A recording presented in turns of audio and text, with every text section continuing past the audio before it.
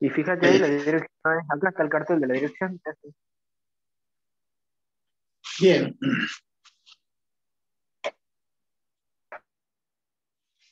te decía entonces que al aplicar una fuerza, en este caso nosotros vamos a poder equilibrar las fuerzas restantes, pero si aplicamos un momento, el valor de esa fuerza tal vez no verifique las ecuaciones de la sumatoria de momentos, porque si están todas en dirección vertical, lo que no tenemos en cuenta y por lo que no nos va a coincidir es porque acá, en este punto de apoyo, también hay una reacción del piso,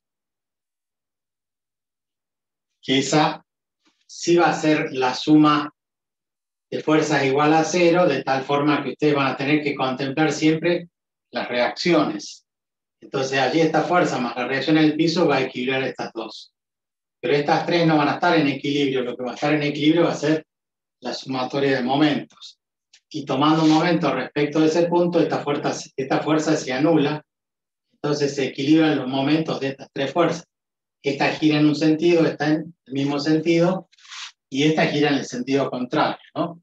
En este caso no hablamos, o sea, si hay equilibrio en el sentido que tenemos que levantarla a la carretera, mantenerla en una posición y después empujar.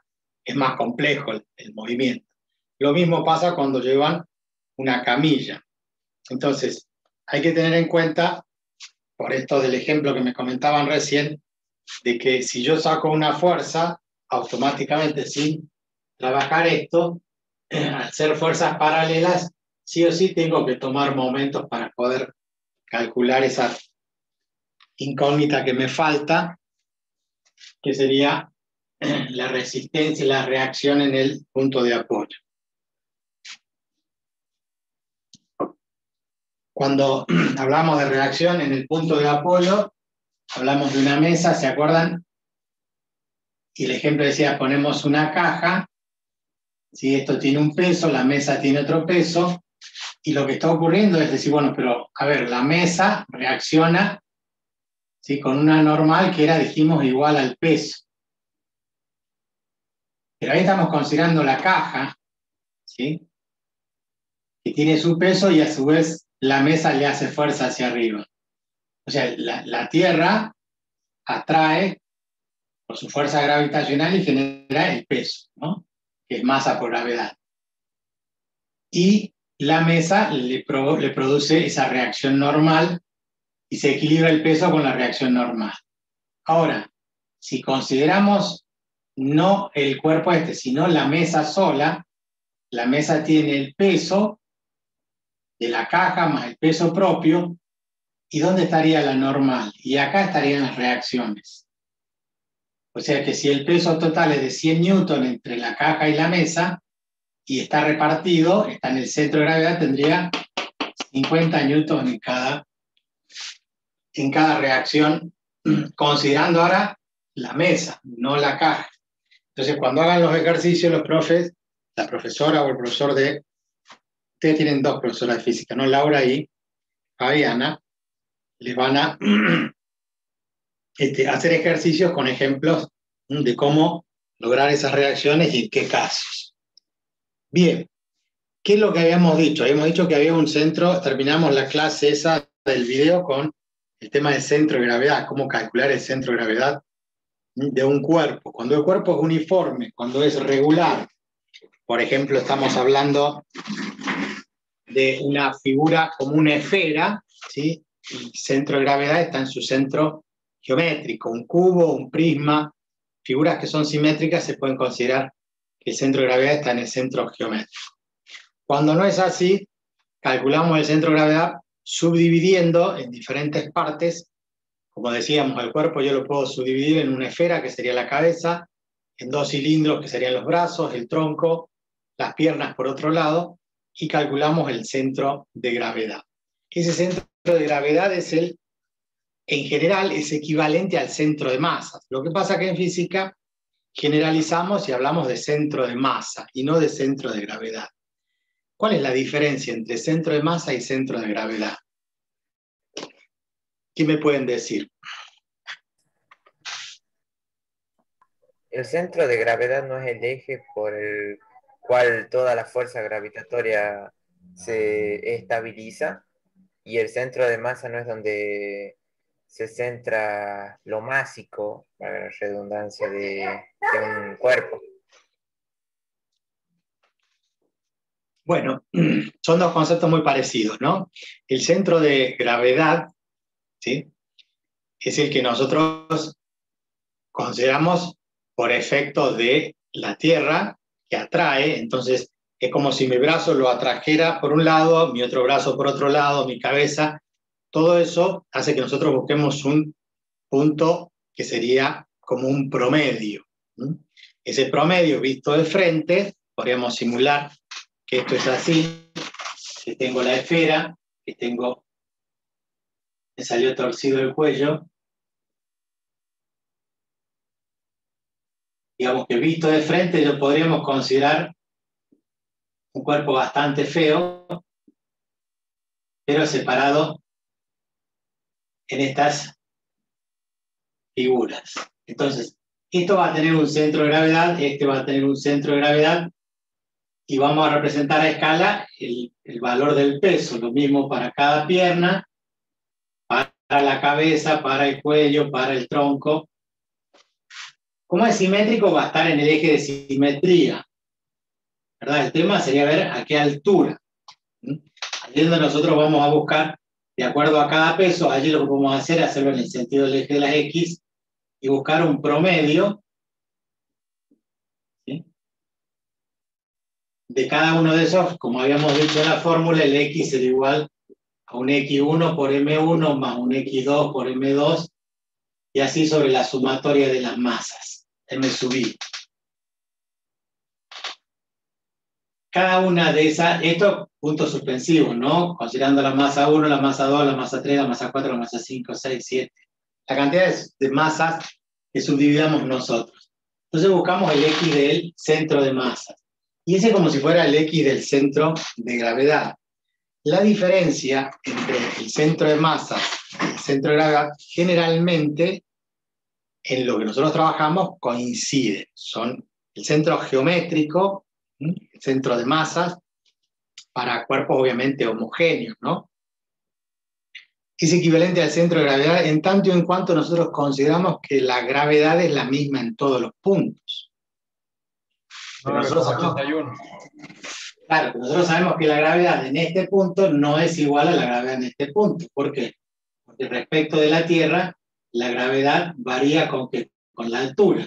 Entonces, ustedes saben que al nivel del mar tenemos un valor de la gravedad, es de 9,79, casi 9,80, y después tenemos 9,81 y tenemos valores que oscilan ahí en 1 o 2 metros por segundo al cuadrado, que dependen de quién, de la altura. Cuanto más lejos estamos del centro de la Tierra,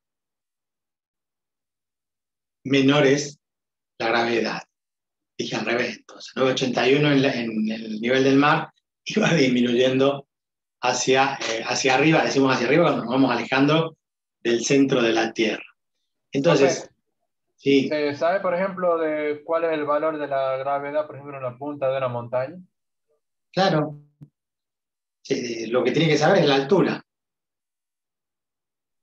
O sea, lo que usted debe saber es el valor de la altura, y hay tablas, usted google y va a encontrar valores en las tablas del valor de gravedad de acuerdo a la altura. La altura se mide respecto del nivel del mar, ¿sí? Que ahí sería el nivel a cota cero. A partir de allí estamos a 700 metros, 1000 metros, 1500, 3000, qué sé yo, arriba de un cerro.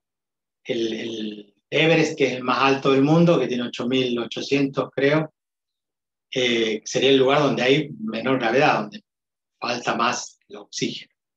Entonces, la diferencia entre centro de gravedad y centro de masa es que la gravedad varía con la altura. En cambio, la masa es siempre la misma. Entonces, además, el centro de gravedad va a diferir no solamente la altura, sino también en qué lugar estemos. Obviamente estamos en la Tierra, pero si estuviéramos en la Luna, en Marte o en un satélite, un astronauta que anda en un satélite orbitando la Tierra, tiene obviamente otra gravedad. Pero allí también se cumplen las leyes de Newton respecto de esa gravedad, que también es variable con la altura respecto del centro de ese planeta, ¿no? Por eso es la diferencia entre centro de masa y centro de gravedad. Ahora, todavía no vamos a trabajar con la masa porque eso corresponde a la parte dinámica, ¿no? Estamos trabajando la parte de equilibrio, y dentro del equilibrio es importante el concepto de del centro de gravedad desde el punto de vista que nosotros constantemente vivimos, no sé si pensando, pero aplicando este concepto de equilibrio. Nosotros cuando nos agachamos para levantar algo, es como si yo les dijera, párense contra la pared ustedes, pónganse de espalda y agáchense a ver si pueden levantar algo. Y van a ver que se caen, o que tratan de irse hacia adelante, ¿o no? En cambio, cuando yo estoy de costado, si no tengo nada, cuando yo me agacho, inclino mi cuerpo hacia adelante, pero mis piernas van hacia atrás, se flexionan hacia atrás, tratando de ¿qué? Tratando de conservar el centro de gravedad sobre las piernas para no caerme. Nosotros tenemos inestabilidad respecto de otros animales. ¿Cuáles otros animales? Bueno, todos los cuadrúpedos tienen la posibilidad, tienen no la posibilidad, sino que tienen un buen equilibrio debido a que, como son cuadrúpedos, su centro de gravedad está entre las 4 patas, entonces no tienen problema de equilibrio para caerse. Por eso los gatos caen bien, ¿verdad? No, eso es otra cosa. Porque el perro también tendría que caer bien si tiene 4 patas. ¿Por qué el perro no cae igual que el gato? Porque el gato gira un lado del cuerpo para un lado y el otro para el otro lado. Perfecto. El gato se contorsiona, cosa que el perro no hace. El gato cuando va cayendo uno lo agarra las patas y lo suelta. El gato automáticamente gira como si fuera se retuerce y logra un giro con su propio eje y lo hace de una manera rapidísima y sorprendente. Y cae parado, ¿no? Tiene un sentido de la ubicación, por más cortita que sea la altura, el gato automáticamente da la vuelta. Otros animales no, lo suelta y caen como bolsa. Pero no tiene que ver con esto de la estructura de 4 patas, sino que estamos hablando de que nosotros, al tener 2 pies y estar erguidos o parados, el problema de equilibrio no es igual, porque tenemos que tratar de que esté centrado entre las 2 piernas, y cuando nos vamos hacia adelante, obviamente, para salvar ese equilibrio tenemos que adelantar rápidamente un pie, si no el cuerpo nos va a vencer y nos vamos a caer hacia adelante o hacia atrás.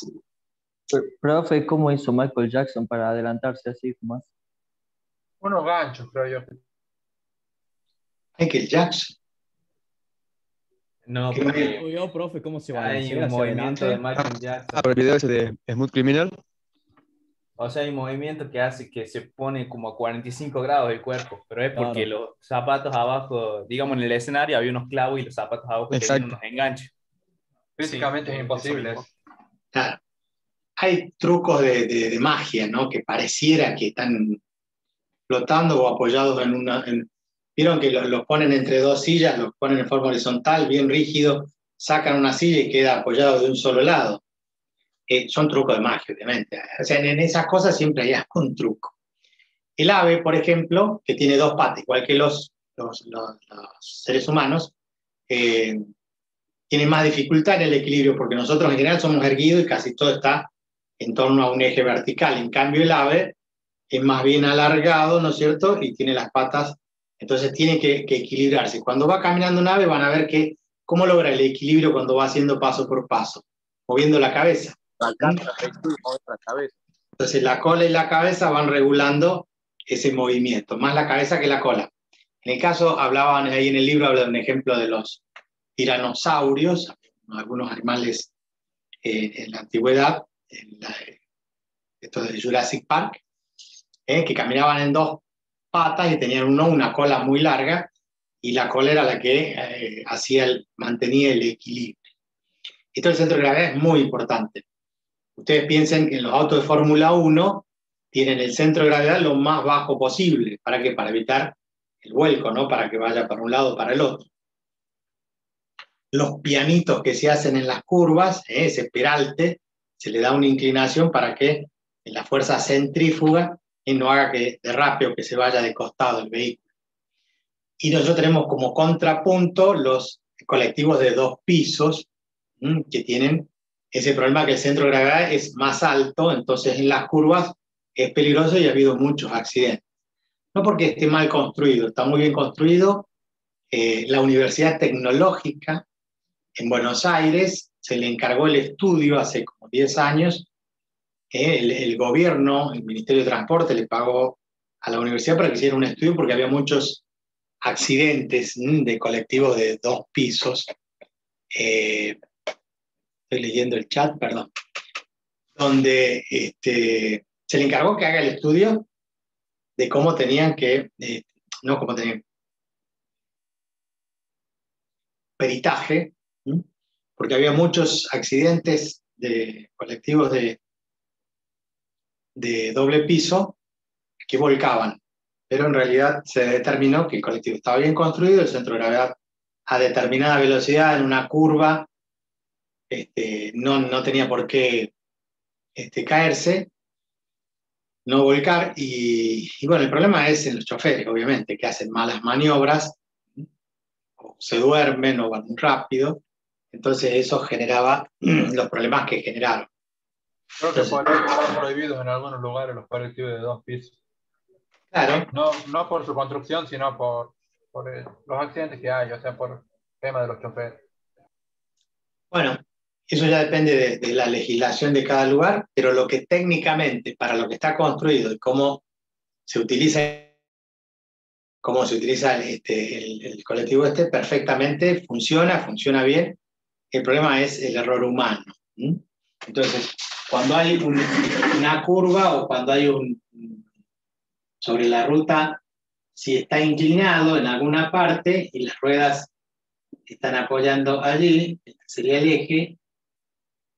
Si el centro de gravedad se encuentra en el colectivo en un lugar que esté entre, se entiende, ¿no?, el centro de gravedad del colectivo, visto así en esta vista, hace que esté entre las líneas de las cubiertas, de las ruedas. Entonces no hay problema. Ahora, cuando el centro de gravedad es más alto y esto es más inclinado, esto sería una exageración, pero si está más inclinado y estas son las ruedas, si el centro de gravedad cae fuera de esta rueda, obviamente que esto va a volcar. Eso se entiende que genera una torca, genera la torsión, y es lo que produce el vuelco. Una de las cosas que vamos a ver nosotros, aplicado a este concepto de equilibrio, no lo vamos a ver ahora, pero para que vayan tomando una idea, es el mareo que se produce en los barcos. Aquel que les haya comentado o hayan visto en alguna película, hay gente que no puede viajar en barco, menos en La Rioja. ¿Por qué? Porque el mareo dice que les produce náuseas, vómitos. Así como hay gente que sube al avión y también le causa vómito, hay gente que se resiste a viajar en barco. ¿Por qué? ¿Por qué se marean? ¿Pero por qué se marean, profe? Por el centro de gravedad, profe. ¿Y por qué algunos sí, otros no? Profe, ¿y cómo hace para flotar un barco en el agua? Por ejemplo, un barco grande. Arquímedes. Por el Tiene el principio de Arquímedes, que es que hay un empuje, esa cantidad de volumen que ocupa el barco cuando entra al agua, al mar, al océano, recibe una fuerza de abajo hacia arriba que es el empuje, que lo hace flotar. Tiene que ver con la densidad, con el volumen que ocupa y con la densidad que tiene, o sea, la masa por unidad de volumen. Ahora, ¿qué es lo que ocurre en el mar? En el mar hay mucho oleaje.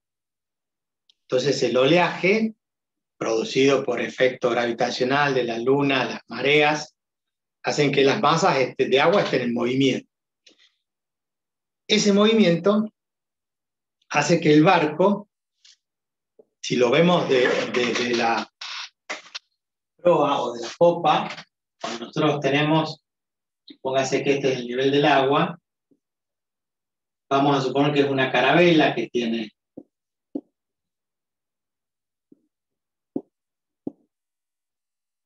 obviamente que lo que estoy dibujando yo no se ve, Ahí está la velita, el velero. Entonces, resulta que esto tiene un centro de gravedad, ¿no es cierto? Pero en un momento determinado el centro de gravedad está bien bajo.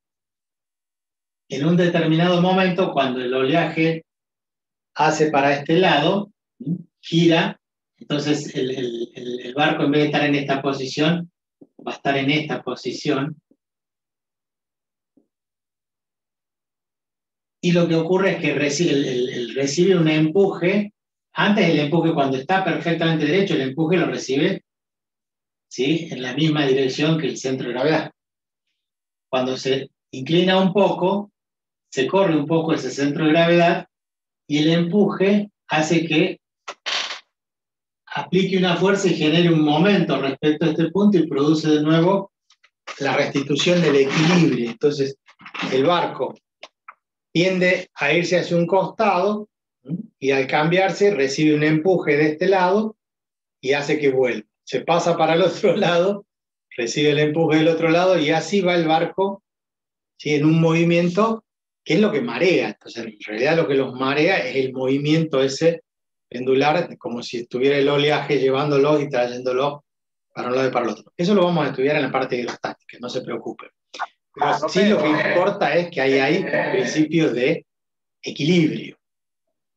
Y justamente por cuestión de equilibrio puede ser también que, por ejemplo, a la hora de viajar, a mí me suele pasar, ¿no?, que en las sierras de Córdoba uno viajando en el colectivo la pasa mal, digamos. Se marea o tiene problemas estomacales. Hay gente que no lo sufre tanto, hay gente que sí, sobre todo el que viaja arriba, el que viaja abajo no, el que viaja arriba es mayor el movimiento. Ustedes piensen en un edificio, el edificio sufre una vibración que será de 1 o 2 milímetros en la planta baja, pero allá arriba son de 10, 20 centímetros. Entonces, acá en el colectivo pasa lo mismo, cuanto más alto están, mayor es el movimiento que produce ese mareo, ¿no?, en las curvas, ¿no?, cuando el colectivo gira y se hace para un lado, se hace para el otro. Obviamente yo lo he sufrido eso, cuando viajaba en colectivo, siempre he tratado de viajar abajo, pero alguna vez me he tocado arriba, y realmente si uno va sentado no lo siente tanto, si va acostado sí, me pasaba a mí. Yo le digo, cada uno es diferente a otro y no todos tienen las mismas sensaciones, pero esto de los tiene que ver con el movimiento, y ese movimiento es porque no hay equilibrio, obviamente. Entonces, en el caso de los barcos se va restituyendo paso a paso. A ver un segundito que...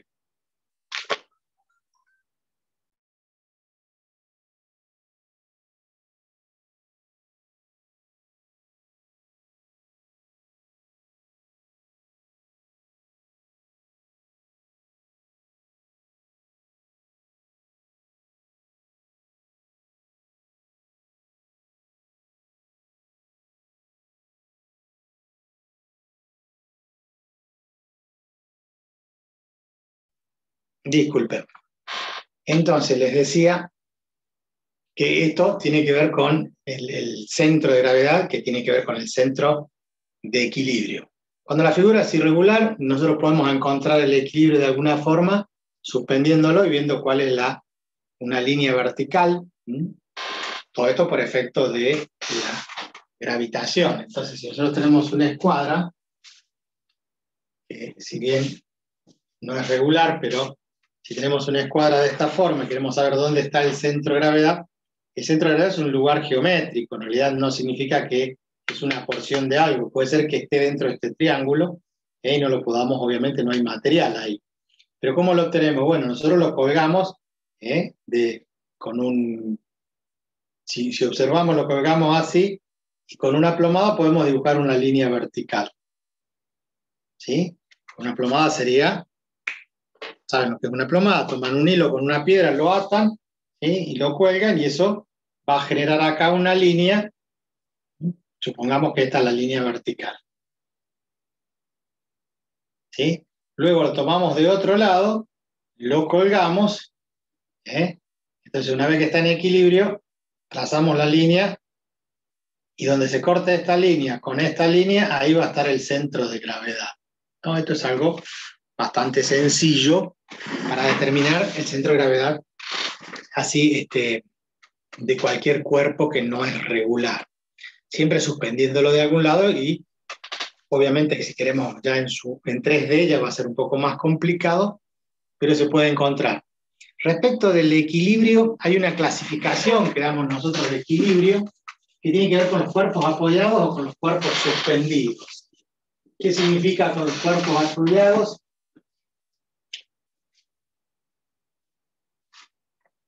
Que según la forma y el tamaño, la distribución, si los cuerpos están apoyados,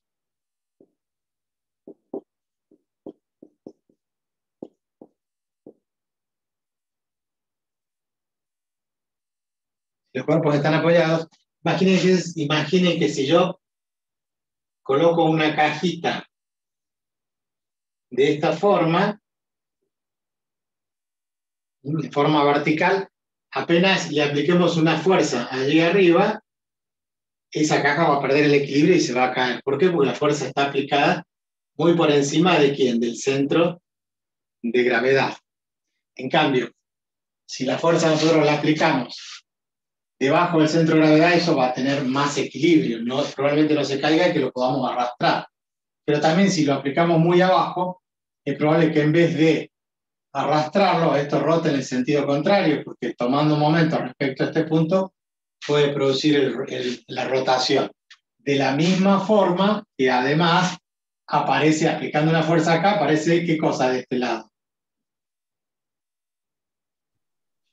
Acción. La contraria. Fricción. Fricción, la fuerza de rozamiento entre la caja y esto. Entonces, si acá no hay fricción, apliquemos donde apliquemos, del centro de gravedad para abajo, se va a deslizar. Ahora, si hay mucha fricción, y esto va a producir el vuelco para un lado, o si lo aplico acá abajo, para el otro lado. Puede ser que sea la misma lógica para, no sé si usted conoce el juego del Jenga, que se apilan varias tablas y bueno, dependiendo cuál saquemos, se puede caer toda la estructura. Claro, ¿Puede ser que sea la misma lógica? Es la misma lógica. O sea, ustedes en ese juego, si bien está trabado, están las piezas trabadas, a nadie se le ocurre, por ejemplo, sacar esta pieza, después sacar esta pieza, puede ser que esté en equilibrio todavía, pero si siguen sacando la pieza del mismo lado, del lado de afuera, obviamente que eso va a tender a caerse. Hay que sacar una de un lado, otra del otro, una de un lado, otra del otro. Eso lo entienden. La del medio no. La del medio no rompe el equilibrio. Las que rompen el equilibrio son las que están en la parte exterior. Entonces, la lógica del que va a jugar es mirar, no solamente tocar para ver cuál está blandita, ¿no? Me imagino que todos saben jugar, sino cuál está suave para moverse, sino que además mirar que en el resto hay más fichas vacías del otro lado que de este. Pero justamente el hecho que esté suave, livianita para deslizarse, significa que no está sufriendo presión, porque la presión está para el otro lado. Por eso es que se afloja. Pero sí, la lógica es esa, como muchas lógicas, y como muy importante la lógica y el razonamiento respecto al equilibrio para ustedes como futuros ingenieros. ¿Por qué? Porque todo lo que construimos, civiles y electromecánicos, tiene que estar en equilibrio. O sea, una estructura de un edificio, de un puente, de una torre de alta tensión, todo tiene que tener equilibrio. Y ese equilibrio es muy importante. En el caso de los electromecánicos, nosotros construimos una línea, pero mirado desde arriba, resulta que la línea de tensión tiene una columna acá, otra columna acá, otra columna acá. Estamos hablando de una línea donde pasan los cables, pero que en algún momento, por X motivo, por una ruta, por un lago, por lo que sea, se desvía y hay hay que hacer un desvío. Entonces, no podemos situar ninguna columna acá, entonces el cable va a ir así. Ahí ya perdemos el equilibrio en una dirección. ¿Por qué? Porque acá, estando en una sola dirección, yo solamente tengo que... Esto es visto de planta, ¿no? Porque quiere decir que yo tengo acá una columna, acá otra columna, ¿sí? Entonces el peso del cable va a estar resistido, obviamente, por la columna, por cada una de las columnas. Todo el peso de ese cable, que va a estar de esta forma, ¿sí? Con una curva que se llama catenaria, va a hacer que el peso en forma asimétrica, ¿sí? Lo soporten las columnas. Pero ¿qué pasa acá? ¿Puedo hacer las mismas columnas y ponerlo de la misma forma?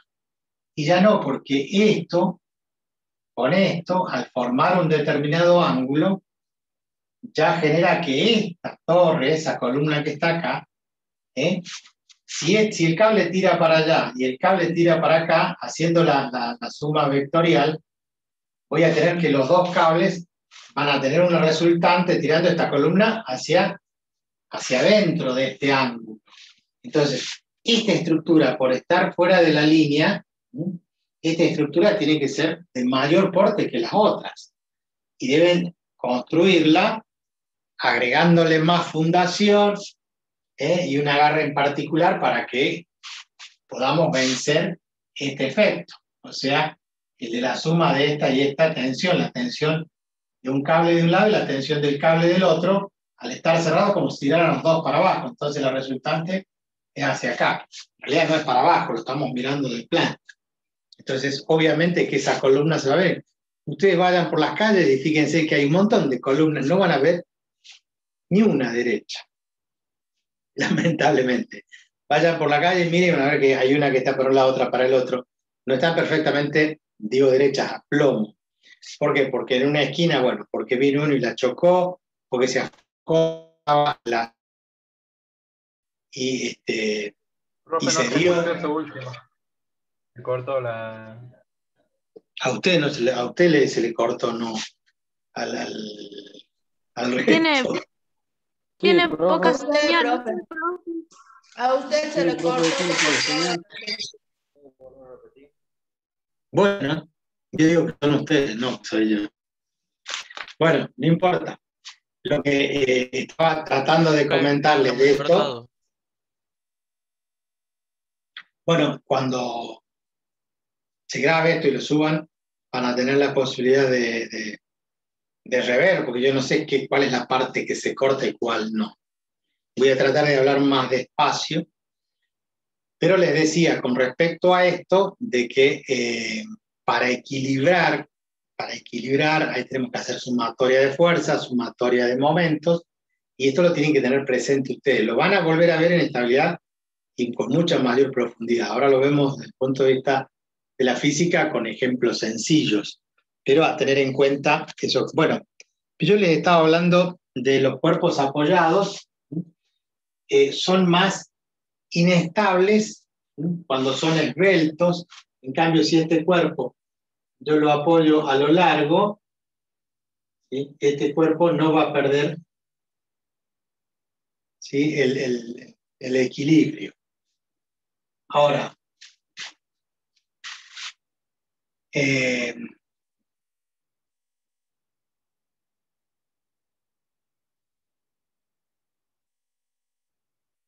le apliquemos una fuerza en cualquier dirección, ¿no? Respecto al centro de gravedad, cerca del centro de gravedad, o en la misma dirección, y no va a pasar nada con este cuerpo. Entonces va a tener un equilibrio estable. En cambio, cuando es muy esbelto, como si yo quisiera parar el lápiz, o poner el marcador paradito en la mesa, sabemos que tiene un equilibrio que es inestable. Ahora, si el marcador nosotros lo ubicamos en forma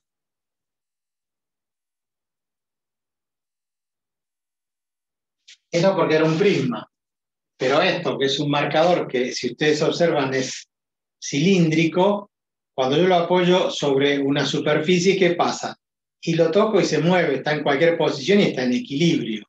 O sea, se va a frenar donde quiera, donde tenga alguna rugosidad. Entonces, eso va a ser un equilibrio aparente, también se dice que es indiferente,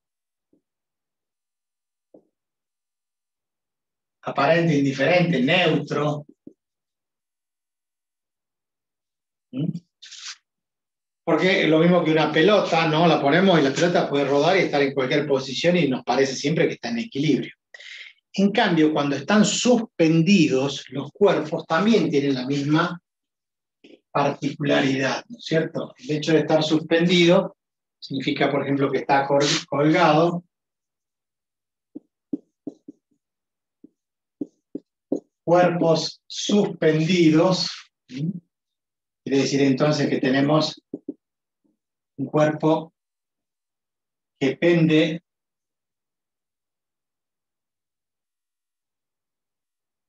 y cuando nosotros lo separamos un poquito, lo separamos un poco y lo soltamos, va a tender a establecerse de dónde, en su cuerpo de equilibrio. ¿Y dónde va a ser eso? Y va a ser en la dirección, cuando lo que lo sujeta está en la dirección al centro de gravedad. Entonces, allí vamos a tener el problemita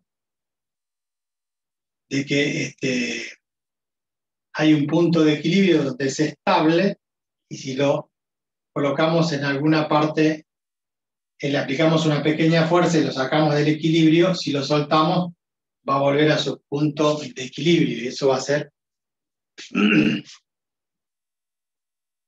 Esperen que me fije si tengo un dibujo, un resumen de eso. Profe, y también como que en ese momento, a la hora de hacer lo que se balancee, como que también se podría estirar el cuerpo. ¿Podría? Tirar o frotar, ¿o no? Sí. Si nosotros lo ponemos a rotar, ¿no es cierto? Se va a mantener en un equilibrio que sería como indiferente o aparente, porque estaría siempre en la misma posición. O sea que en el medio estaría en un equilibrio estable.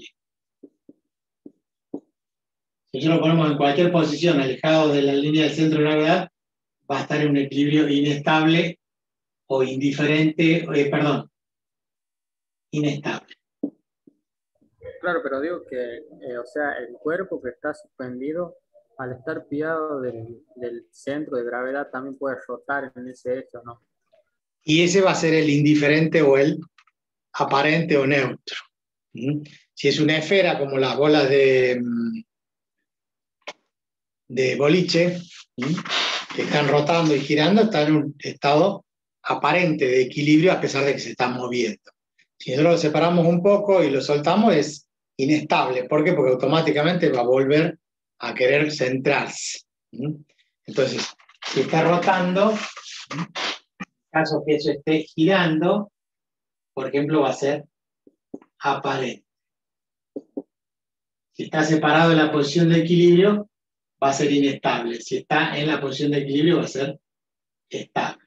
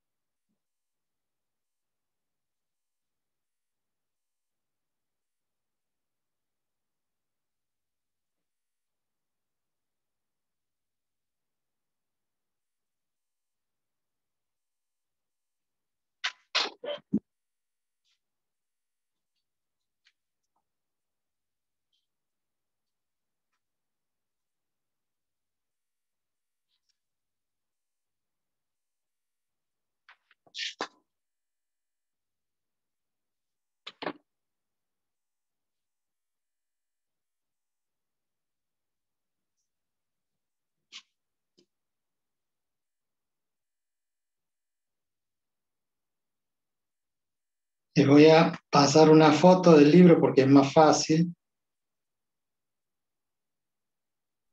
¿Lo va a pasar también al grupo nuestro, profe? Sí, obviamente, los dos grupos.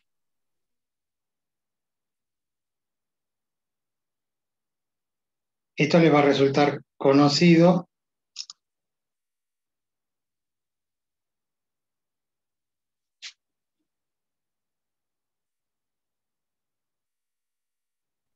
Profe, ¿qué libro estoy siguiendo? Sears. En realidad yo tengo el Sears más que Jung Friedman. ¿La ven la foto? Sí, profe. Bueno, ahí tienen un ejemplo, ¿sí?, de cómo sería una persona haciendo pesas, con una mancuerna en su brazo, cómo trabaja el músculo, realizando esa tensión en el músculo para lograr el equilibrio. Y como verán, en el codo hay una reacción que no se conoce, no se conoce con qué ángulo, que es lo que en los cálculos de estática hay que resolver. Les doy el otro ejemplo de la escalera.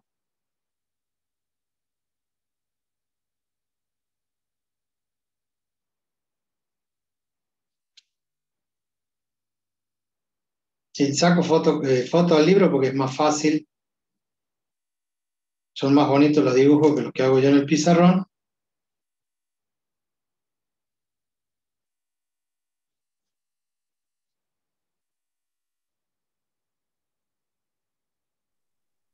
Profe, ¿cómo se llamaba el caso cuando el cuerpo apoyado era el marcador? Cuando está horizontal el marcador, inestable, aparente, indiferente, aparente o neutro. Gracias.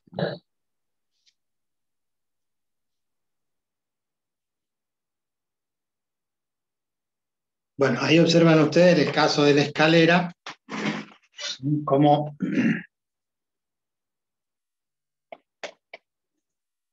tiene que lo compartimos acá en la pantalla porque si no después en el video no va a salir, estamos hablando de algo.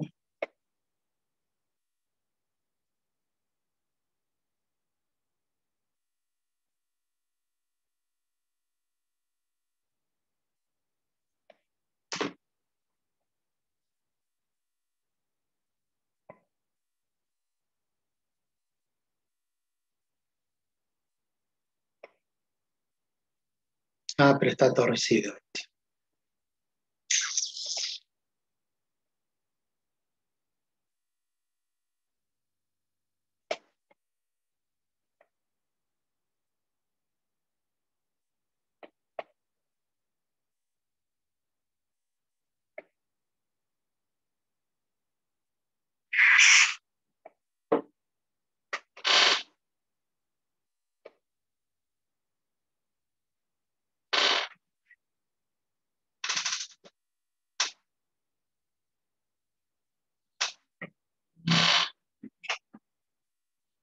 Bueno, demora un ratito.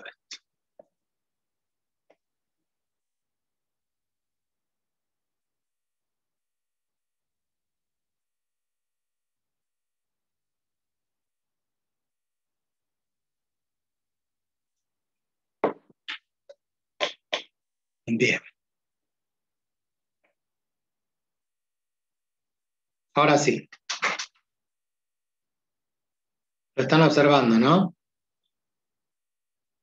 Tenemos un ejemplo, dice el Sir Lancelot se detiene un tercio de su trayecto hacia arriba de la escalera, temiendo que resbalará. Diagrama del cuerpo en el punto B, el diagrama del cuerpo libre.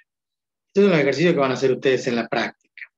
Nosotros tenemos la escalera, tenemos el peso AKW de 800 newton de Sir Lancelot, a la derecha el peso W de 180 newton, que es el peso de la escalera, ¿sí?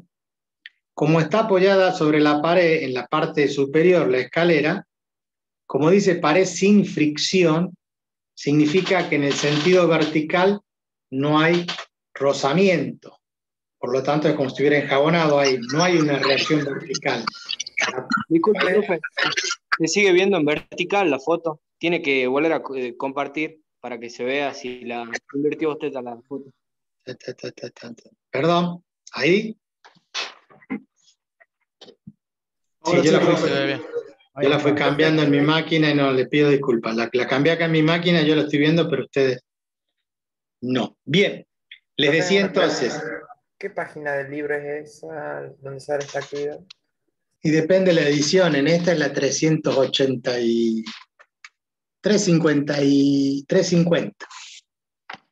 Okay, página, muchas gracias. Página 350 de esta edición. Recuerden que no todas son iguales.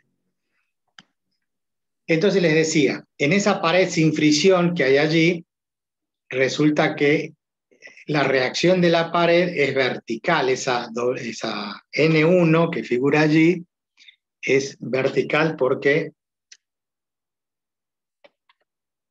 es horizontal, perdón, porque al no haber fricción no hay una reacción vertical. Entonces ahí tengo una fuerza N1. En el punto B, donde se apoya la escalera, por más que tenga una suela de goma, lo que fuere, hay una reacción del piso hacia la derecha, porque la escalera tiende a irse hacia la izquierda. La escalera le hace fuerza al piso, entonces la reacción es N2 hacia arriba. Y la reacción hacia la derecha tiene que ver con la fuerza de rozamiento, porque es lo único que le impide. En cambio, el peso, sabemos que el piso reacciona con N2 hacia arriba. Entonces, hacia la derecha aparece la fuerza de rozamiento.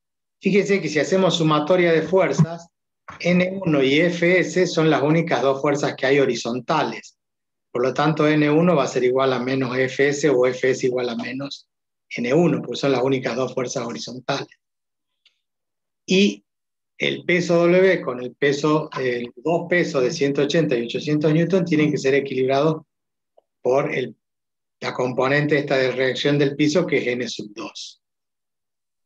Profe. Sí, le escucho. Siendo W una fuerza hacia abajo, dicho de manera informal, igual a 800 y medio metro después de 180 newtons, ¿hay una variable ahí, un promedio de descenso en el valor del peso? No, porque no lo está, sí, pero nosotros no estamos sacando ni nos interesa eso. O sea, el ejercicio hace que nosotros pensemos en cada una de las fuerzas y calculemos el momento que genera cada una de las fuerzas. No estamos buscando cuál es el centro de gravedad de todo el sistema. Podría ser un ejercicio que le diga a ver cuál es el centro de gravedad de todo el sistema. Y ahí tendría que calcularlo según el eje X y según el eje Y. Pero nosotros no estamos buscando el centro de gravedad de todo el sistema, escalera hombre, porque bueno, no nos interesa en realidad ese valor. Lo que nos interesa es cuáles son las reacciones para saber si lo soporta o no lo soporta, si se va a resbalar o no se va a resbalar. Fíjense que hay un ángulo de 53 grados y la fuerza dice después que forma un ángulo de 75 grados. Bueno, el ejercicio allí lo que pide es, de acuerdo a esa foto, leo el enunciado. ¿Se acuerdan? Los bolsos con dinero, Lázaro Báez, la plata que se contaba en la financiera SGI, existía. Esto ya fue confirmado por el tribunal. Bueno, ahí le desactivamos el audio, no sé quién es el que estaba escuchando la tele, la radio, lo que sea.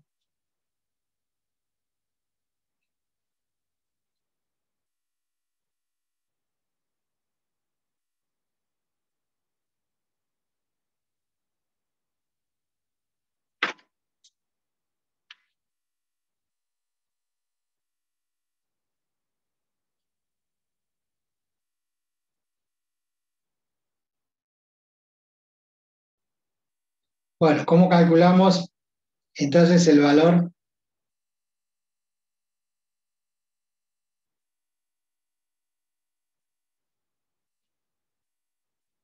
En el diagrama que tenemos que hacer nosotros de la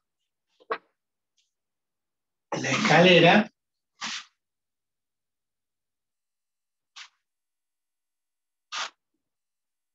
dijimos, tenemos acá, según el autor, N1, acá hay N sub 2, acá hay una fuerza de fricción F sub S, esto forma un ángulo de 53,1 grados, tenemos en el centro de la escalera 180 newton, que es lo que pesa la escalera,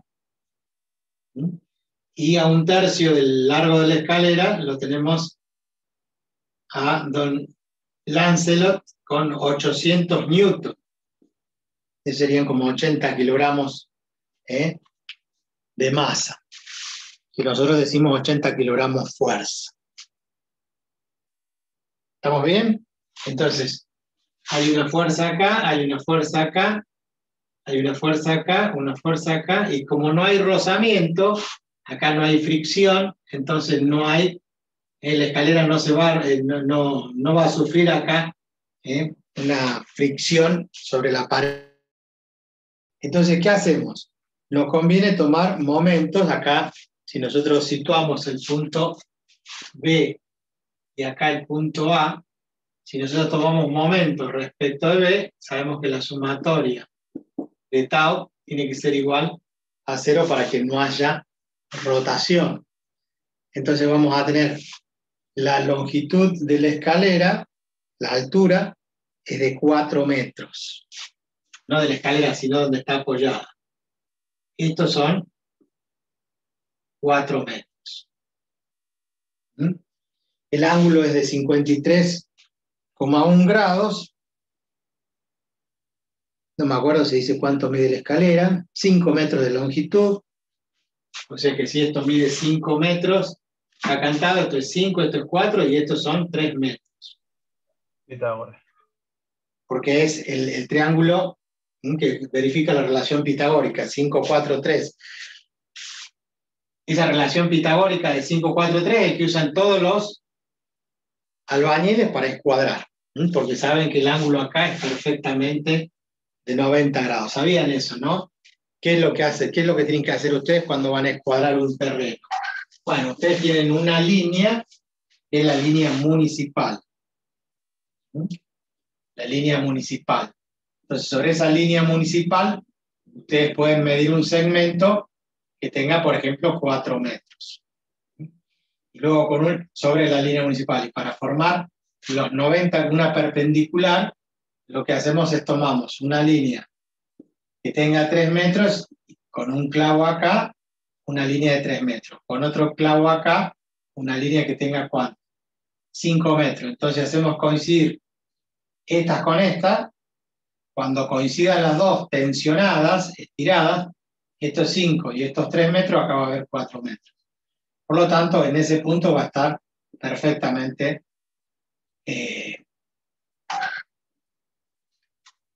escuadrado el terreno. O sea, esta línea va a ser perfectamente perpendicular. Lo hacemos del otro lado y sacamos una paralela y listo. Ya tenemos las dos líneas para ir avanzando. Ustedes se darán cuenta que en muchos casos los terrenos no están escuadrados. En vuestras casas les debe pasar que las baldosas o los cerámicos van bien en una parte y del otro lado se van alejando porque están en falsa escuadra. Esto es algo muy común en la construcción. Algunos le echan la culpa a los albañiles que a veces toman un poquito más y van con el nivel, la plomada y hacen cualquier cosa, pero no es así. En realidad, a veces los terrenos que se compran ya no están escuadrados. Cuando uno va a construir, obviamente, ¿qué hace? Es sacar esa falsa escuadra, digamos, pero bueno, esa es otra historia. No necesariamente tiene que ser de esta forma. Ustedes pueden con un hilo, ¿sí? Y un clavito, suficiente para trazar la mediatriz, o la mediana, la mediatriz. ¿Cómo era la mediatriz? Bueno, ustedes van a tomar 4 metros para un lado y 4 metros para el otro. Entonces, hacemos centro acá y trazamos un arco, y vamos del otro lado, hacemos centro y trazamos un arco. ¿Sí? Entonces, si hacemos los arcos de los dos lados, entonces en la intersección vamos a tener el punto medio, no es como trazar una perpendicular a una línea.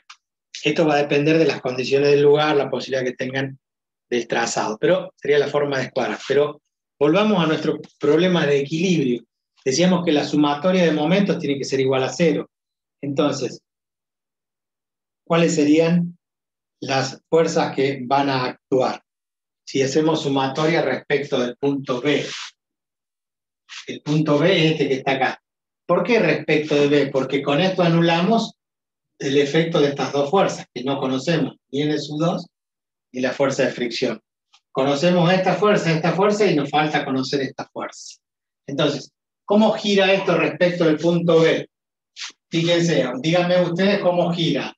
Este N1, que es horizontal, tiende a rotar ¿cómo? Tiende a rotar respecto de este punto, ¿sí? Si esto pasa así, en el sentido antihorario. Antihorario, o sea, positivo. Entonces es positivo. ¿Cuál es la distancia que hay de la fuerza N1 al punto B? ¿Qué distancia? 5 4 metros. metros. ¿Por 5 o por 4? 5 metros. 5. De fuerza, fuerza y 5. Pero ¿qué es lo que importa? La dirección de la fuerza. La dirección de la fuerza. La menor distancia de este punto a la dirección de la fuerza, ¿dónde es? 4. 4 metros, porque es la longitud que hay acá. Si vieron el video, yo se los conté de dos formas. Les dije, vamos a recordar, yo voy a ir borrando todas estas aclaraciones que voy haciendo, pero que en el video ustedes deben haber visto, tienen que haber visto, si no lo vieron el video, es que yo les decía, tengo una fuerza acá, así decía el video, tengo una fuerza acá y hay una distancia acá. Entonces, el momento respecto de este punto, tau, respecto del punto O, es igual a cuánto. Y es igual el producto de la fuerza por la distancia, pero yo esta fuerza la puedo descomponer en una vertical y en una horizontal. Entonces, para este ángulo alfa determinado, esta fuerza, esta ya no existe más. ¿Por qué? Porque se descompuso en esta fuerza y en esta fuerza. Esta fuerza pasa por el punto de apoyo, por lo tanto, respecto de este punto, esta fuerza F sub X y esta es F sub Y, ¿cuánto vale el momento respecto del punto O? Y para Fx vale 0, porque la distancia va dirigida hacia ese punto. En cambio acá, ¿sí?, va a ser esta fuerza F sub Y por la distancia, y esa es la menor distancia que hay a esta dirección, o sea, en forma perpendicular. Y allí es que nosotros calculamos el FI sacando el seno de alfa, y el seno de alfa vale ¿cuánto? Profe, ¿puede correr un poquito la cámara? Bueno, acá lo ven el punto. Ahí está el punto. Ahora sí. Bien, perdón. Acá está el punto. Entonces, esta fuerza es perpendicular acá. Esta fuerza F sub I es igual a este segmento que está acá. Es el cateto opuesto a alfa. Este sería F sub I sobre la hipotenusa, que era F. Por lo tanto, F sub I, ¿cuánto vale? F por el seno de alfa. Entonces, el momento, este va a ser igual a F sub I por la distancia D. Pero F sub I vale F por el seno de alfa. Por D, entonces F por D por el seno de alfa era el producto, el módulo del producto vectorial. El vector dirección, el vector distancia, que hay de este punto a este punto, por el vector fuerza. Entonces, esta fuerza que está inclinada no sirve multiplicar la fuerza por esta distancia. ¿Por qué? Porque va a ser mayor que el momento real que produce esta fuerza. Esta fuerza, digamos que es inútil. De la misma forma, yo se los planteé descomponiendo no la fuerza, sino la distancia D. Desde el punto de apoyo, si yo trazo la perpendicular a la fuerza F, ¿sí?, esto es alfa, si acá hay 90 grados, la verdadera distancia que hay que tomar es esta. No la llamemos D, la llamemos L. Entonces, esta fuerza F, por esta longitud, que no es esta, me da el momento real de esa fuerza. Pero yo para calcular L, ¿qué tengo que hacer? Tengo que aplicar acá con la hipotenusa, acuérdense que acá hay 90 grados, porque esto lo tracé perpendicular a la dirección de la fuerza. Este es el cateto opuesto a alfa, por lo tanto, de nuevo, el seno de alfa es el cateto opuesto, que es L, sobre la distancia D. Por lo tanto, L es igual a la distancia D por el seno de alfa. Es decir, que si yo a la fuerza la multiplico por L, la multiplico por ¿quién? Por D y por el seno de alfa. O sea que en cualquiera de los dos casos, descomponiendo la dirección o descomponiendo la fuerza, siempre tengo que tomar la mínima distancia a la dirección perpendicular. ¿Estamos de acuerdo? Entonces, volvemos al ejercicio. Profe, ¿le puedes sacar una fotito de eso después, por favor? Sí, señor. Entonces, volviendo al ejercicio, como tenemos acá, nosotros tenemos que la sumatoria de momentos respecto a B era esta fuerza N1, ¿cuál es la distancia a la dirección? Y la distancia perpendicular de la dirección, el punto es este, y la fuerza tiene esta dirección. Entonces, la menor distancia son 4 metros. Ahora, ¿cómo actúa la fuerza esta de 180 newton? Y respecto a este punto, si ustedes observan, la fuerza por dónde pasa. Pasa por la derecha, para abajo. ¿Para dónde tiende a girar? En sentido horario. O sea que va a ser menos 180 newton por cuánto. Y por la distancia medida de forma perpendicular. Y eso está a la mitad de la escalera. O sea que si esto mide 3 metros, acá hay 1,50 m. ¿Se entiende? Menos los 800 metros. Los 800 newton. Que son como también verticales a la derecha del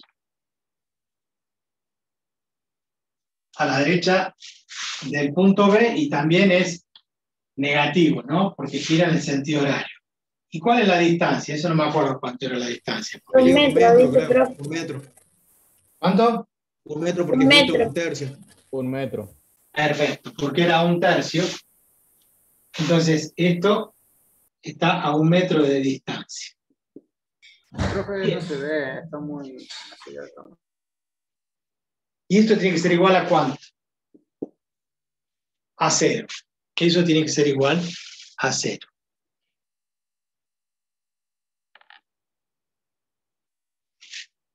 Bueno, ¿qué es lo que no conocen?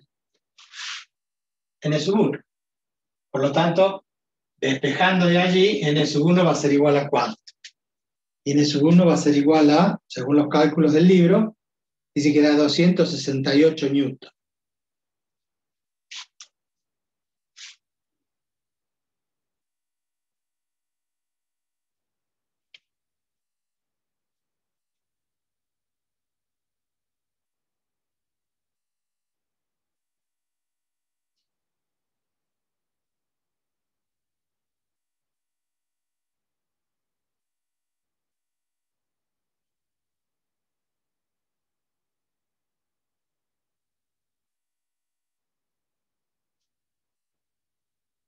¿Cuánto es el resultado, profe?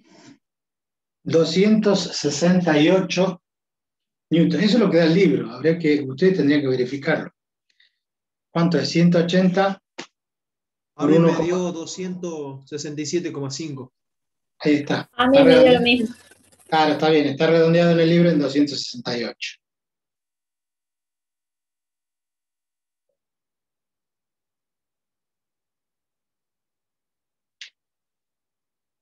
Bien. La componente vertical, ahora sí, si hacemos sumatoria de fuerza, acá no hay fuerza. Acá tenemos una fuerza vertical de 180 y otra de 800. ¿Cuánto tenemos en total? 980 newton, como la suma de quién, el peso de la escalera más el peso del áncido. 180 más 800, 980 newton.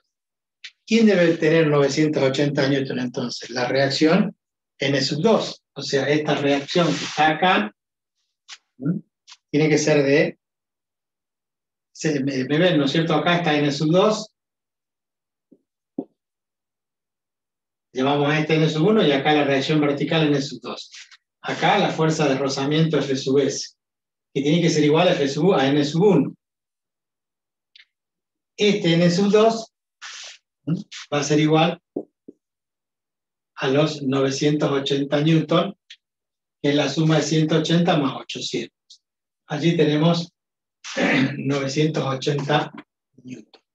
Entonces, una de las cosas que pregunta es cuál es el coeficiente de rozamiento. Entonces, el coeficiente de rozamiento estático, todavía no hemos llegado a esta parte, pero lo vamos a ir adelantando. Este F/S, que está acá, que llamamos F/S, fuerza de fricción, tiene un valor de la fuerza de fricción como mu por la normal. La normal en este caso sería N2.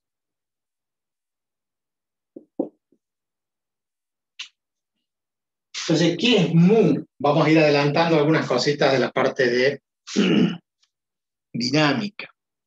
¿Alguien sabe qué es mu? Primero, para los analfabetos, se lee Letra mu. griega que sería la M, ¿no? Una letra griega que no es la M, sino, sí, pero escrita es como si fuera la U, pero con un palito más largo que el otro, ¿sí? Esa letra griega que nosotros llamamos mu, ¿sí? Es el coeficiente de rozamiento.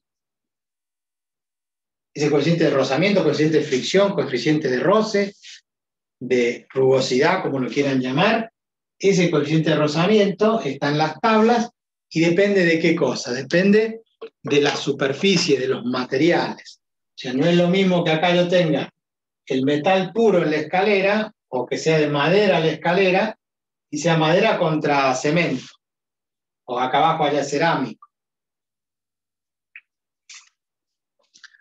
Es lo mismo que haya un contrapiso que haya cerámico, y no. Si hay un contrapiso, va a haber mayor fuerza de fricción, porque hay mayor rugosidad. Si hay un cerámico, obviamente es más liso, va a resbalar, esta fuerza va a ser menor, porque no le va a ofrecer resistencia. Esto es lo mismo que, no sé ahora, pero antiguamente nosotros comprábamos zapatos y había dos tipos de zapatos. Ahora todo el mundo anda de zapatillas, yo estoy de zapatillas ahora porque estamos dando clases, pero cuando iba a la universidad iba todos los días de zapatos. De hecho que voy a la universidad y me tengo que poner zapatos. Y antes había dos tipos de zapatos, tenía suela de goma o tenía suela. O sea, suela, que era un material de mucho más liso que la goma. Entonces la goma, como en la zapatilla, cuando uno va caminando, ofrece mayor fricción. En cambio la suela no resbala. Bueno, ese rozamiento, ¿de qué va a depender la fuerza de fricción? De las dos superficies en contacto. Que puede ser madera contra piso, madera contra cerámico. Normalmente las escaleras que se usan para esta gente que trabaja continuamente, como la gente de Internet para Todos, de Telar, todo eso, usan escaleras que acá tienen una buena zapatilla de goma, ¿sí? Cosa que trabe. Ese rozamiento va a depender del tipo de superficies, ¿sí?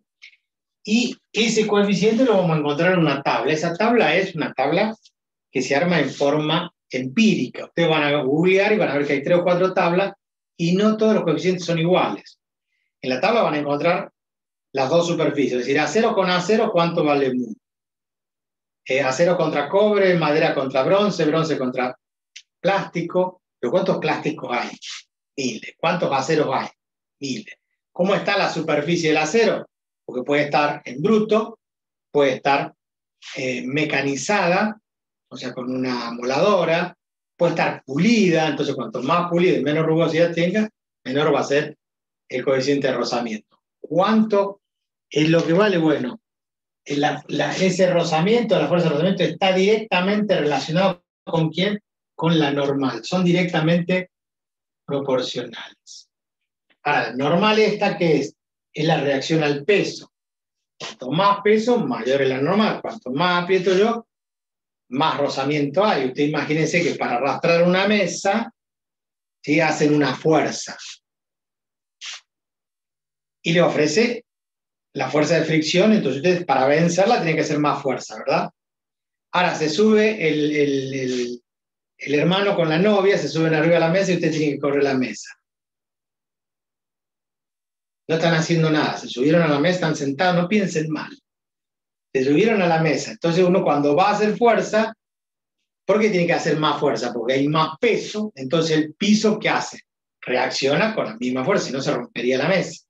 Entonces ahora en vez de tener 50 kilogramos de fuerza, tengo 150 kilogramos de fuerza. Entonces obviamente que la reacción del piso es de 150.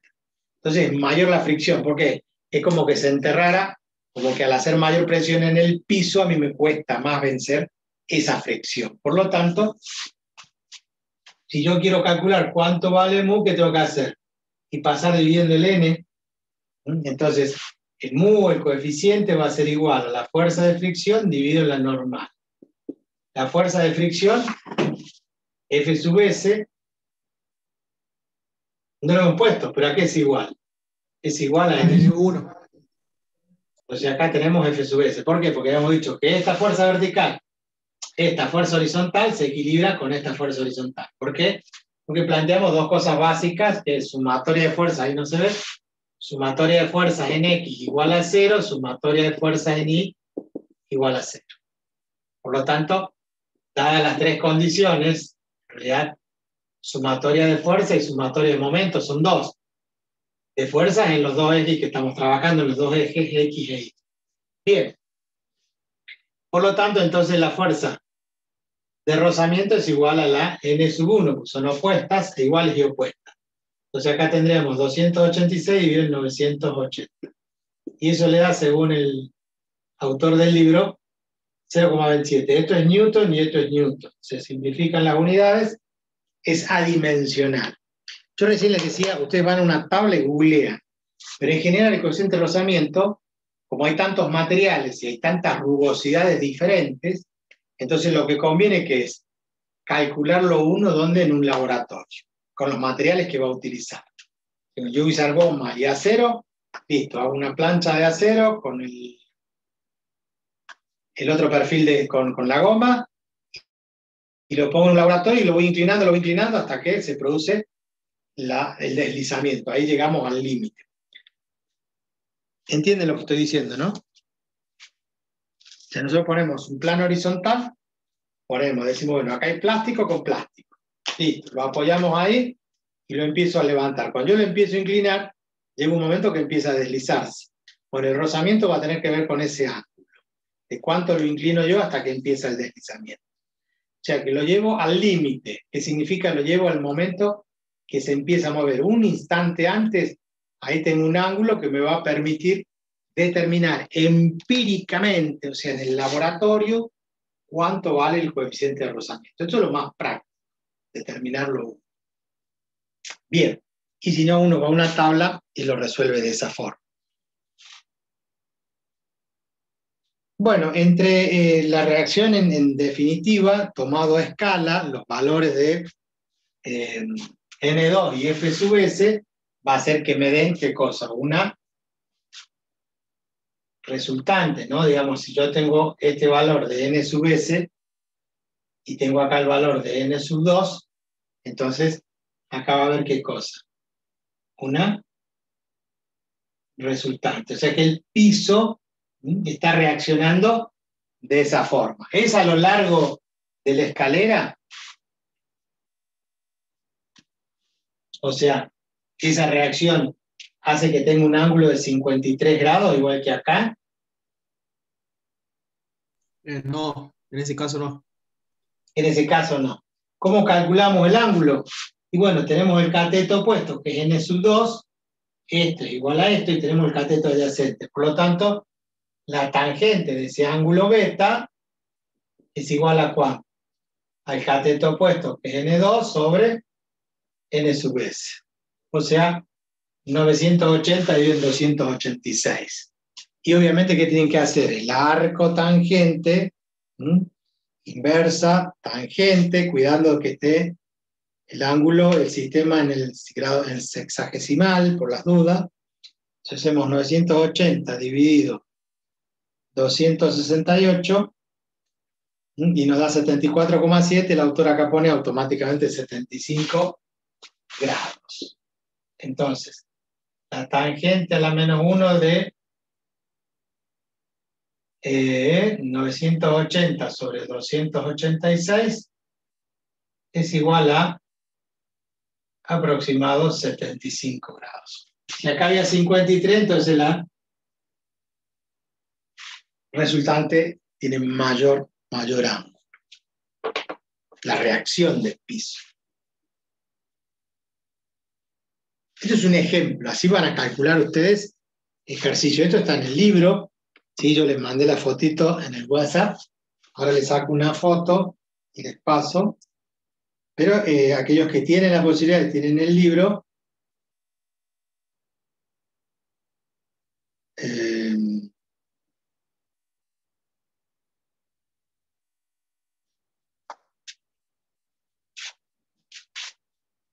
Profe, una duda. dígame.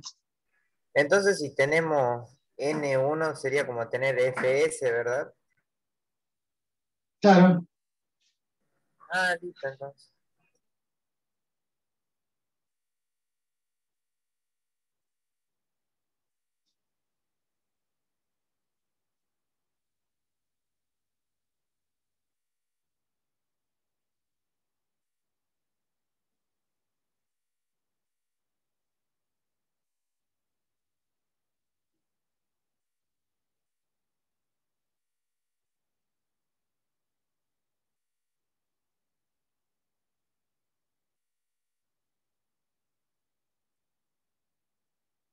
Salieron las fotos, ¿no? Sí. Sí, profe. Bueno. Hay muchísimos ejercicios y formas de resolver. ¿Profe? Sí. Ahí puso 286, ¿puede ser? ¿No es 268? Muy bien, era para ver si estaban atentos. Ah, Corrijan. Este 286 tampoco es.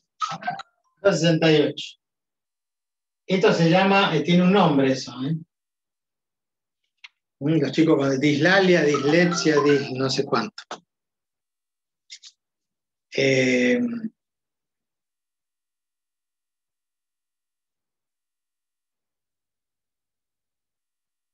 Dislexia, dice Inti. También Bien. hay una que es discalculia, profe. Creo que es el de los números. El de los números es discalculia, por eso me llama. Dislexia es cuando uno cambia las letras o las palabras, y discalculia cuando se trata de números de cálculos. Bien. ¿Qué les contaba? Que ustedes en la práctica van a hacer ejercicios relacionados con esto y no hay mucho de qué hablar, es solamente conocer dónde van a tomar momento, dónde tienen más o menos incógnitas. Hacer el diagrama del cuerpo libre significa graficar bien cuáles son las fuerzas actuantes, las direcciones, y después lo demás es cálculo nada más, no es nada de la física, es matemática pura. ¿Mm? Profe, una Señora. consulta. Sí. Señor. Perdón, lo que pasa es que veo la foto de Julieta ahí y pensé que era él. Dígame. La consulta es de que nos conviene tomar momento en un punto donde más, digamos, donde las fuerzas se puedan anular, digamos, donde más fuerza hay.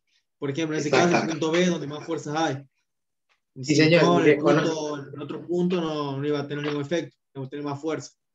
En realidad, en cada ejercicio ustedes van a buscar donde hay más incógnitas, tratar de poner allí el punto con respecto al cual van a tomar momento, para que se anulen esas fuerzas. Ahora, si las conocen las fuerzas,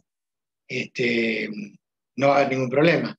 El tema es que esto lo da la práctica. Hacen 100, 200 ejercicios y ya lo miran y saben dónde van a tomar momento, o se van a tomar un momento para tomar el momento, pensando dónde, ¿sí? Dónde conviene.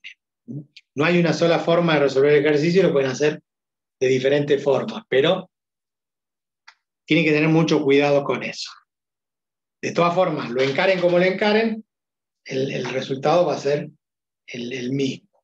Yo en el ejercicio del peso del auto que daba en el video, que era un 53% de un lado, el 47% del otro lado, les hacía calcular momentos respecto de un punto, y no necesariamente se podía calcular de esa forma. Después ustedes vuelvan a ver el video y fíjense si lo pueden resolver de otra forma.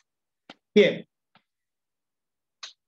¿Alguna pregunta sobre equilibrio en particular? De teoría. Bueno, práctica lo van a hacer ustedes con la profesora.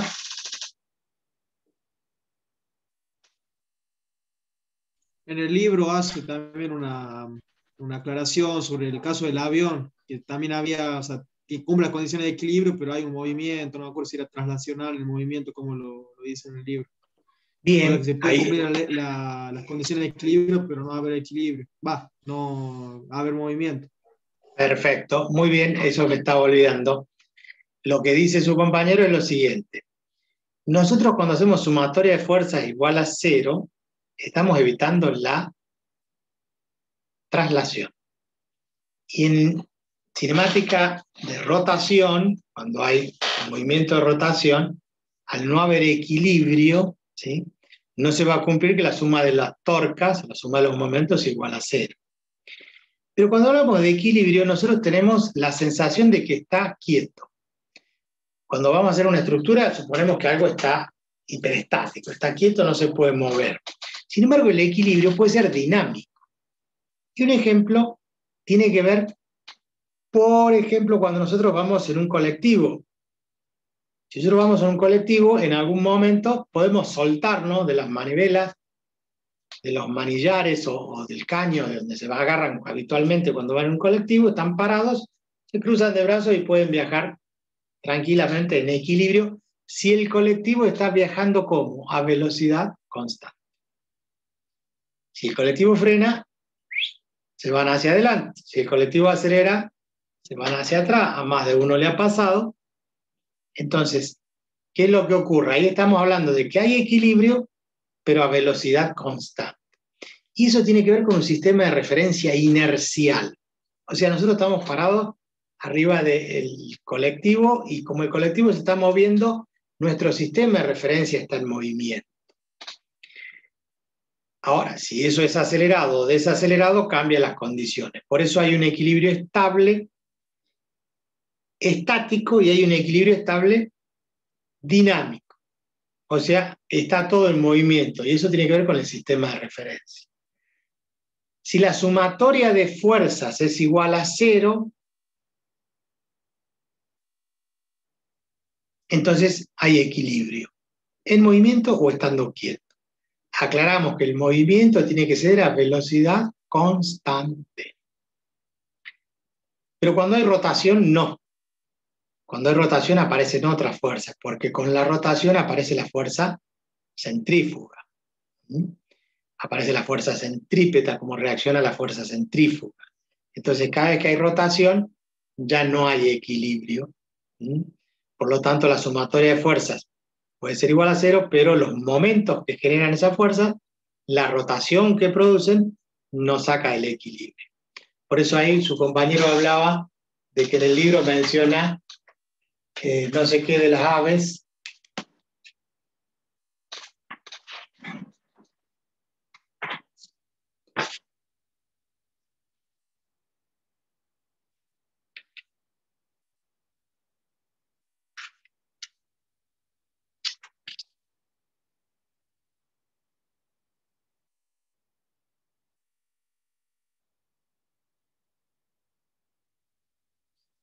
Ya me olvidé de dónde estaba, pero no importa. Creo que es la página 355.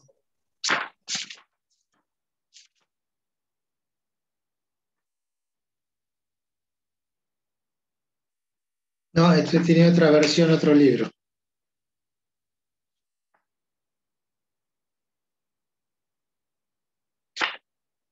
Bueno. Profe, mi versión del libro está en la 361. Por eso son diferentes ediciones, por eso no todas respetan lo mismo.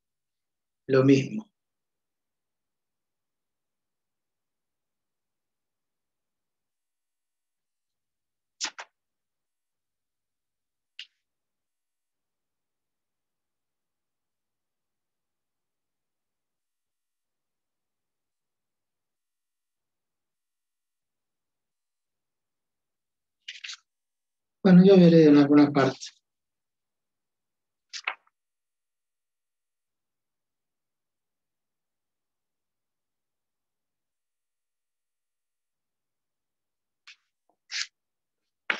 Sí, la parte donde habla sobre condiciones de equilibrio, creo que el ítem 11, por ahí, 11.1. Y al final dice ahí en el último párrafo de las condiciones de equilibrio, cuando es estática o, bueno, dinámico, como dijo usted.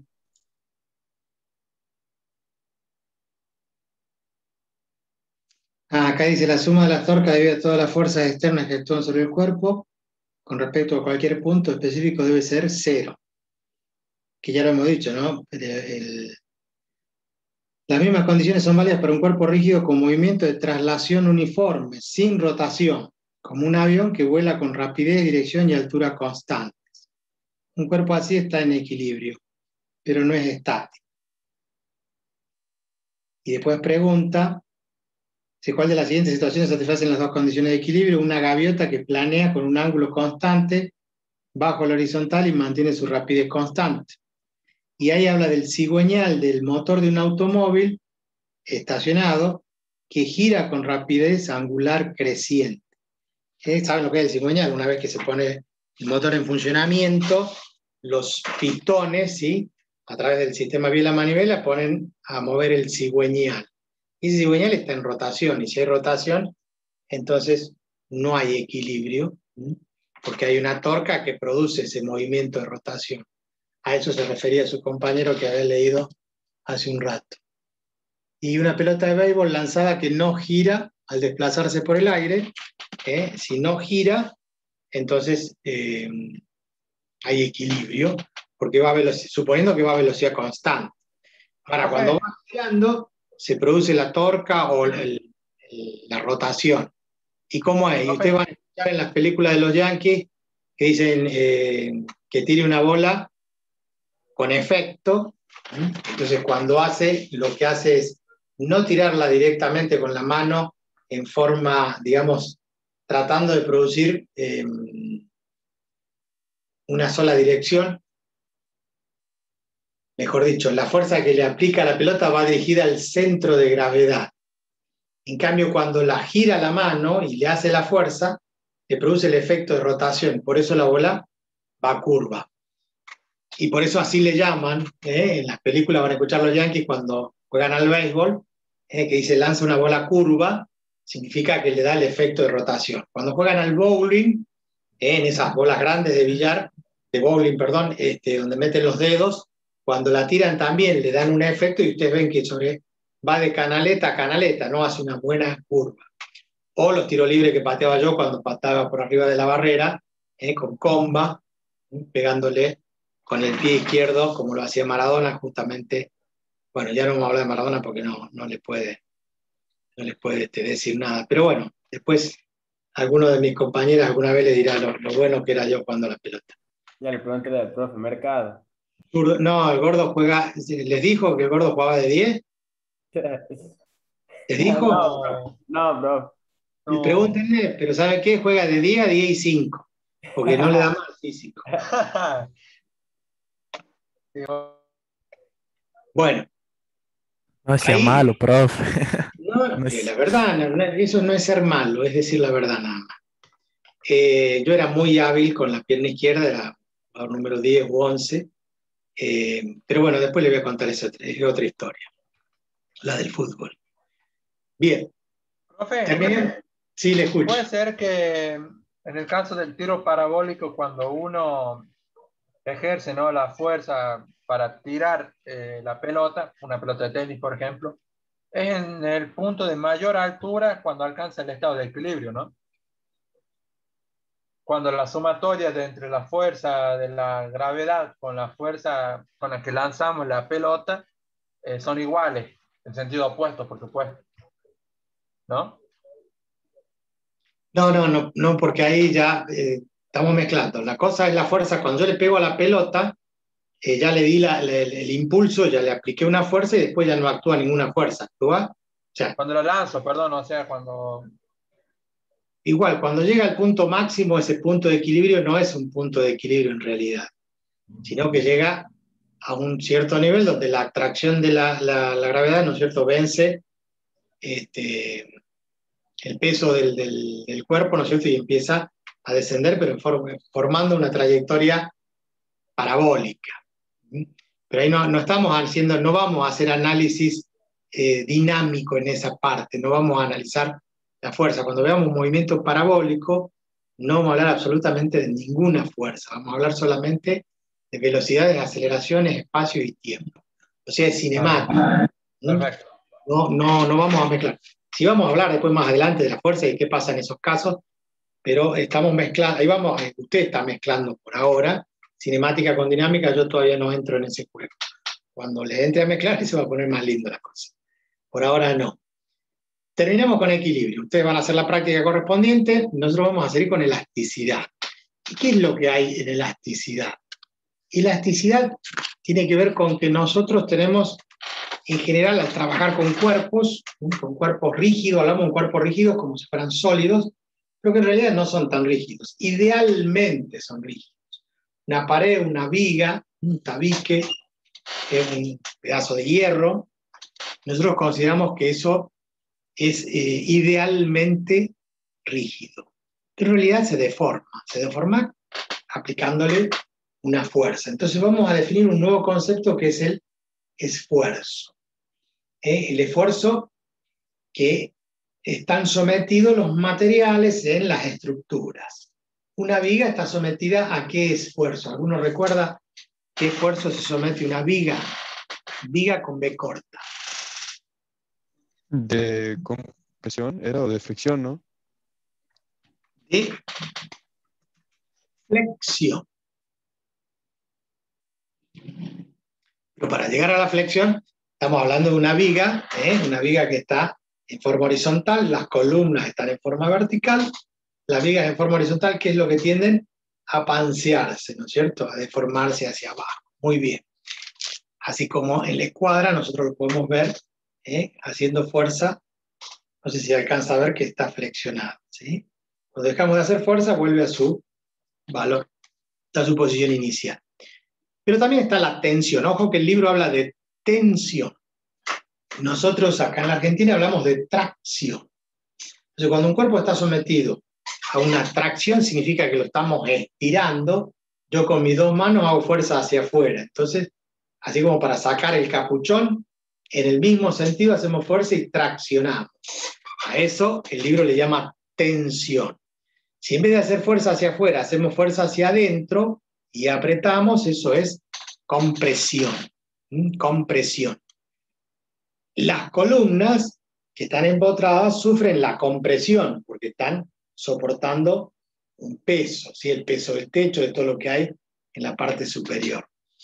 Y aparte de la tracción y de la compresión, está la flexión. La flexión es una composición de la tracción y la compresión. O sea, en una viga, lo que nosotros hacemos es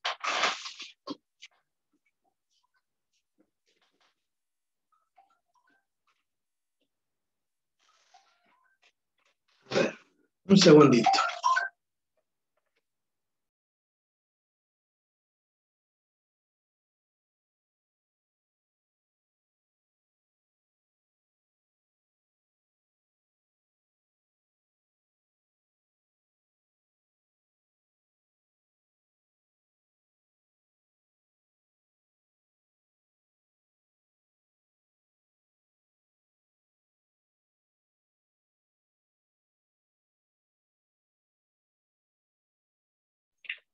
Perdón, tengo un problema médico de llevar y traer órdenes, por eso tengo que atenderlo.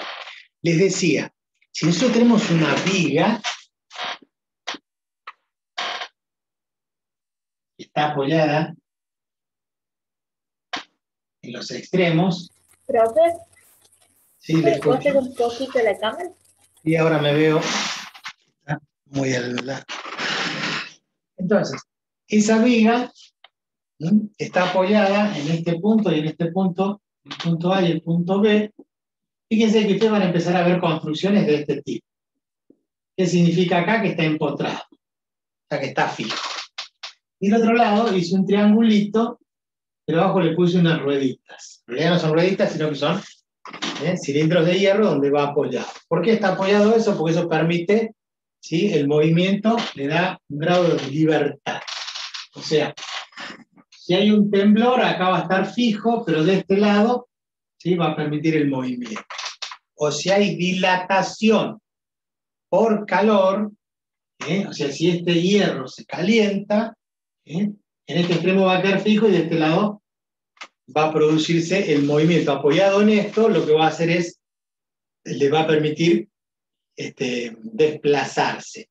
Las grandes estructuras se ponen en un extremo sobre rodillos de acero muy grandes que permiten esa oscilación para evitar la rotura por el sismo, por un terremoto, una cosa por el estilo. Pero no es lo que queremos ver. Lo que queremos ver es que esto se flexiona. ¿Qué significa? Que cambia la estructura y toma esta forma, exageradamente.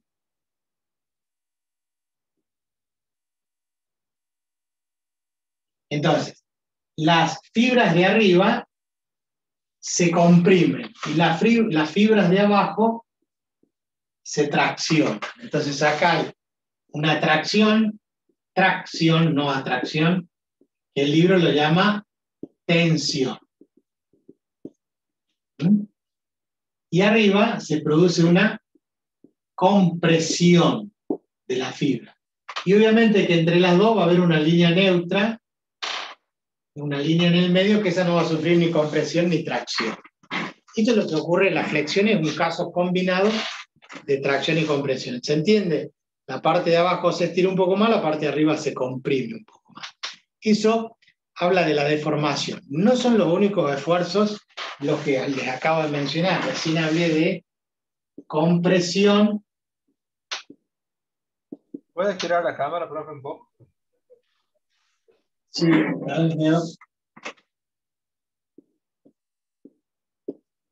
Profe, un ejemplo de eso podría ser cuando doblamos un cable, la parte exterior se estira y la parte interior se arruga. Cuando doblamos un cable, no. En una viga, profe. En una viga, sí, En el un ejemplo techo. que le doy acá. O sea, en la parte de la viga significa que en la parte inferior se tracciona Se tracciona y se agrieta. y se agrieta, y en la parte superior se comprime. Ahora, La flexocompresión. hay que ver cómo está eso respecto de los materiales, si tienen una buena junta, que es donde logra que eso absorba los movimientos.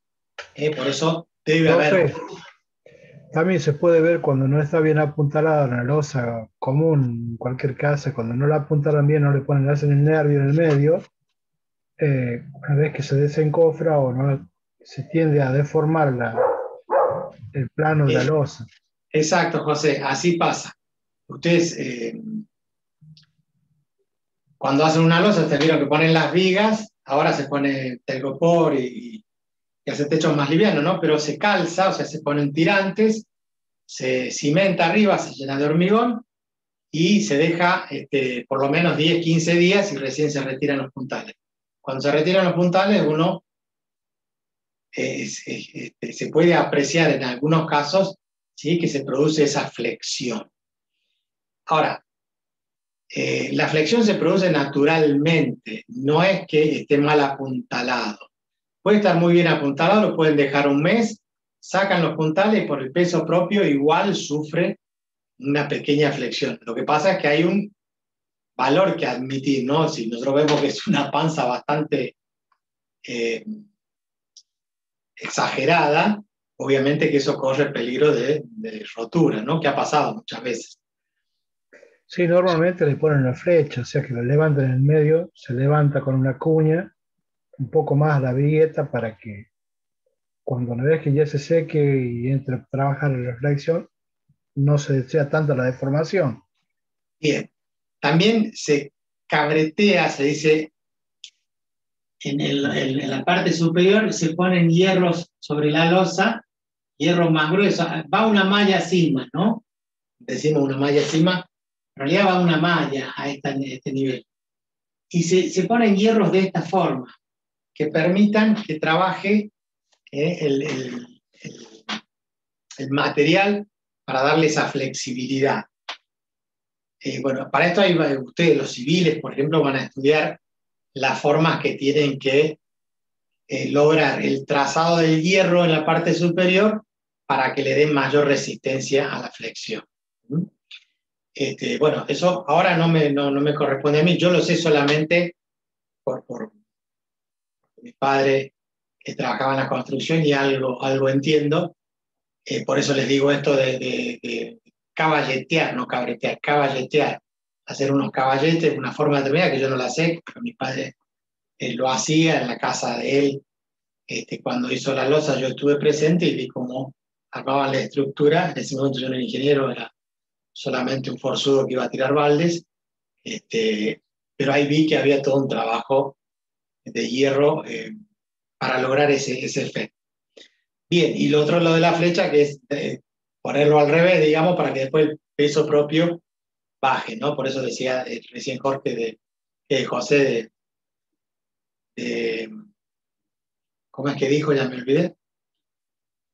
¿De las cuñas, profe? De las cuñas. Ponerle una cuña significa que al ponerle la cuña lo que hacemos es levantarlo un poquito, poner el bombé al revés. O sea que después cuando saquemos la cuña eso va.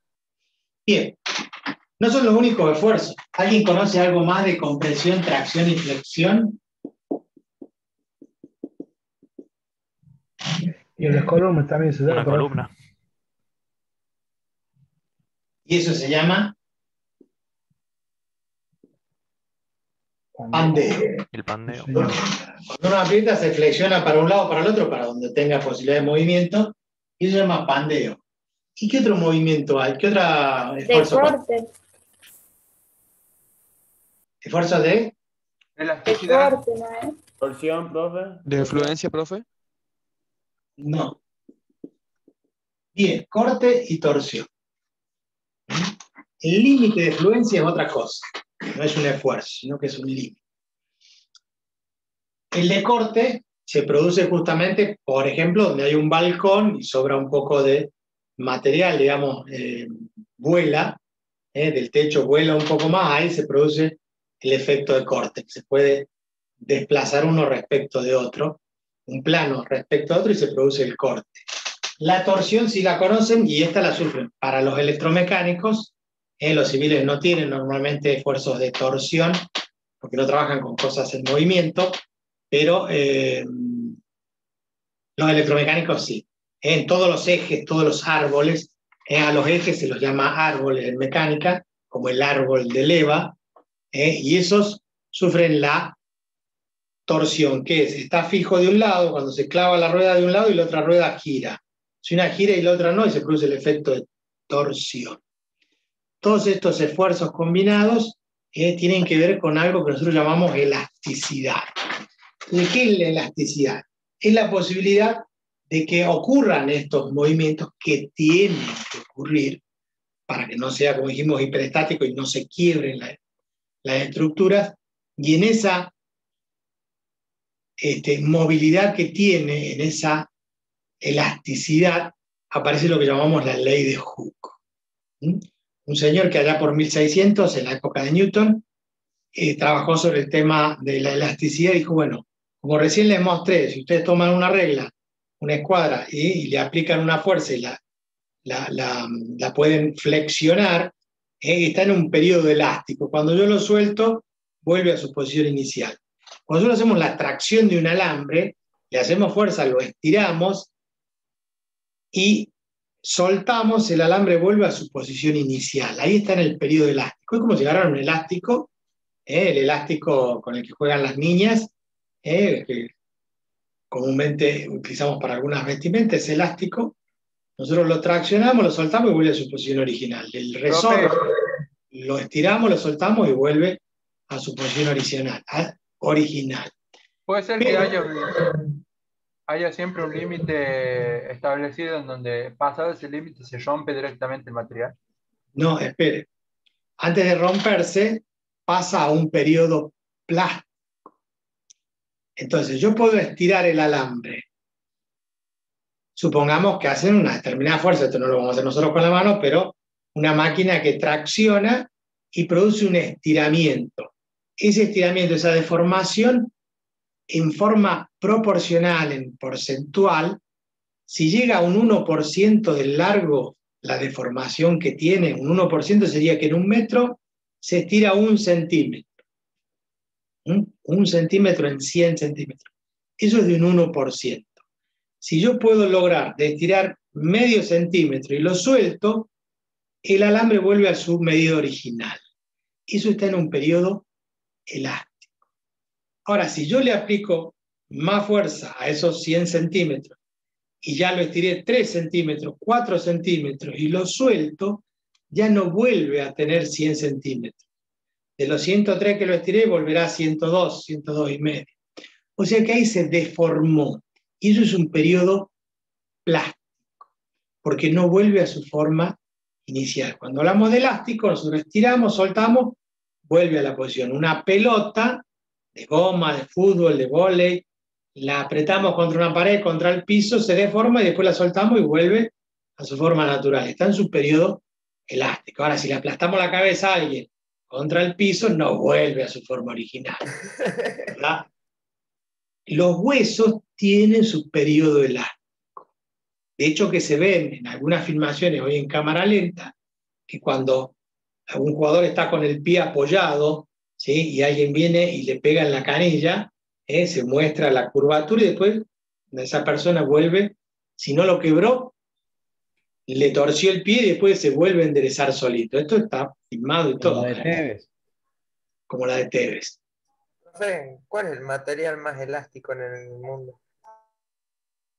Y el profesor es lo más elástico que hay. Bueno. Pasa de un 10 a un 1. La más elasticidad del 0 al 100%. No puede ser al revés, flexible, te profe. pone un 6, ¿no? ¿Cómo? No puede ser al revés. ¿Qué cosa? Que lo más elástico ¿Del es la 1 luz. al 10? Del 1 al 10. Y no es del 0, es del 1 al 10. No Algunos hay... también somos elásticos, profe. A veces nos No sacamos hay, 0 y a veces no nos hay sacamos 10. elasticidad contraria, no se ponele una liga de 10 centímetros, no se puede hacer más chica, se puede estirar, pero no achicar. Claro, pero estamos en elasticidad en el término de estirar, ¿sí? Todos los materiales, no existe ese material más, no es que no exista, sino que hoy hay con la ciencia de los materiales, conocimiento de los materiales, hay muchos materiales muy, muy elásticos. ¿Cuál es el más elástico? No lo sé. Búsquenlo ustedes y me dicen la semana que viene si es que eso está registrado en algún libro, cuál es el material más elástico. La verdad que yo no se los podría definir ahora. No lo sé. El chicle, bro. El chicle, por ejemplo, es muy elástico. También están las condiciones en las cuales se encuentra, porque una vez que usted lo empiece a estirar al chicle, si lo deja mucho tiempo estirado, pierde la humedad, se seca y queda estirado, o sea que no es tan elástico. En cambio, un resorte, uno lo estira, lo suelta y vuelve. Pero hay resortes que lo estira de más y quedan deformados. Entonces, va a depender de qué, del tipo de material. No todos tienen la misma elasticidad. Lo que importa acá es que este señor Hooke estableció que hay un periodo elástico en el cual cuando algo se deforma vuelve a su posición normal. Pero no es solamente en el estiramiento de un elástico o de un resorte, también en la compresión. Como les decía recién, comprimimos la pelota contra el piso, la soltamos y vuelve a inflarse de la misma forma. Dice que el látex es el material más elástico. Está bien. ¿Qué tipo de látex? Debe haber muchos tipos de látex también. Y en la compresión también hay, en la flexión también hay un periodo elástico. Y dijimos que cuando pasamos de un cierto límite donde aplicamos un esfuerzo, resulta que se empieza a deformar y pasa a un periodo plástico, que es un periodo plástico que ya no vuelve a su forma original. Ahora, la deformación esa que sufre por esfuerzo nos define una nueva palabra, que es el esfuerzo. El esfuerzo es la fuerza por unidad de sección transversal a la fuerza. Significa que si nosotros tenemos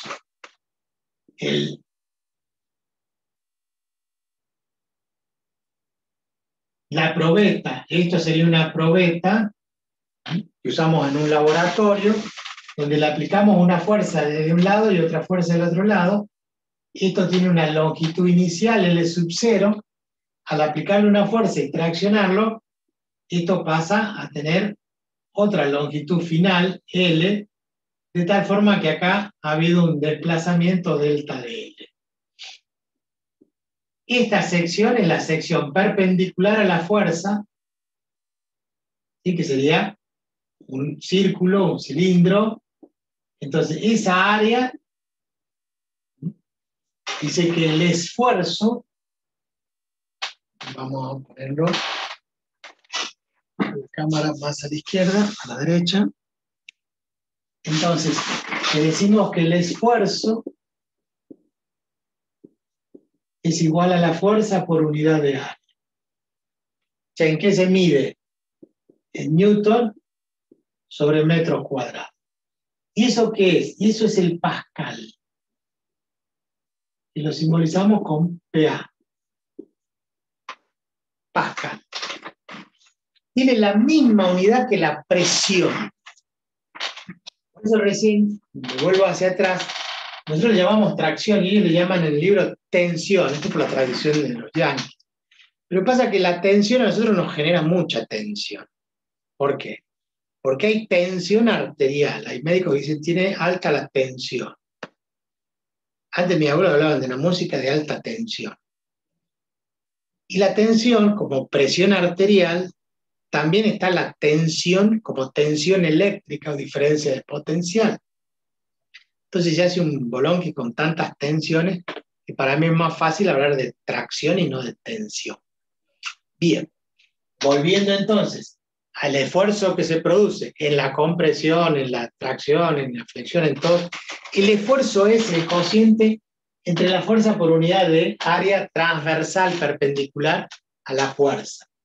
Y eso se mide en Pascal y es equivalente a la presión. Y vamos a empezar a ver que de presión, cuando trabajemos en la parte hidrostática y de dinámica, que la presión también se mide en Pascal, en atmósfera. En el sistema inglés, libra por pie cuadrado. O sea, en el sistema inglés tenemos libra sobre pie cuadrado. Pero también está la libra sobre pulgada cuadrada. Ellos le llaman inch, que es sobre pulgada cuadrada. Y a ese, sobre pulgada cuadrada, es lo que le llaman el PSI. Y ese PSI es lo que ustedes miden cuando van a ¿qué? Cuando van a inflar o a calibrar las ruedas. Ustedes dicen, ¿cuánto le carga de presión? 30, 32, depende si va a trabajar muy cargado, muy liviano, si van a viajar o no van a viajar. Bueno, a las 20 tenemos con mercado. Listo. Nos vemos el martes que viene, si Dios quiere. Y terminamos de ver esto de elasticidad y la ley de Hooke. ¿Sí? Mientras tanto, pueden ir haciendo práctico de equilibrio. Bueno, profe. No, profe. Chao. Chao, chao, chao. No los quiero ver más. Chao. Nos vemos, profe. Chao. Chao, profe. Nos vemos, profe. Que esté bien. Chao. Igualmente.